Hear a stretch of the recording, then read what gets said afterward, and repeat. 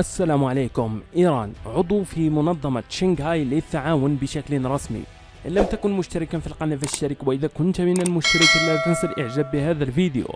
أصبحت إيران يوم الثلاثاء الموافق ل4 يوليو بشكل رسمي عضوا دائما في منظمة شنغهاي للتعاون، وذلك بعد إعلان انضمامها خلال اجتماع رؤساء دول المنظمة اليوم.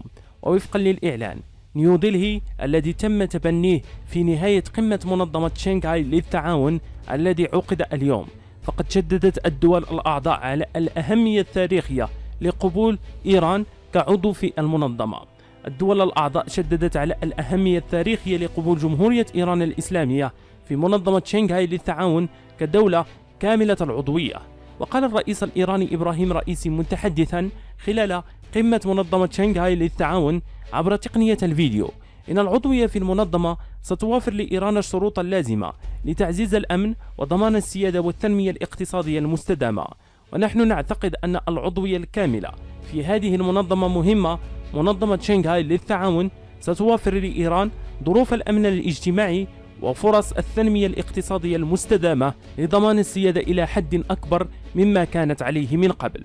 وبدوره قال مجتبي جلال زاده الخبير الإيراني في السياسة الدولية في تصريح لوكالة سبوتنيك إن دخول إيران إلى منظمة شنغهاي للتعاون يحمل عدة رسائل إلى المنظمة والعالم في آن واحد، وهي أولا السياسة الإيرانية موجهة نحو الشرق ولا تلاشي الاتجاه الغربي بشكل ملحوظ مقارنة بالماضي غير البعيد.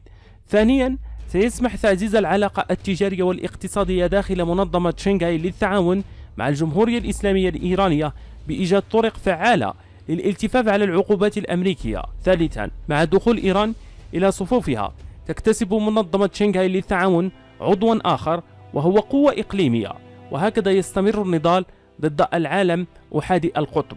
وكان المتحدث باسم وزارة الخارجية الإيرانية ناصر كنعاني قد أعلن في وقت سابق أن انضمام إيران بشكل كامل إلى منظمة شنغهاي للتعاون سيكون في مصلحة جميع الأطراف المعنية.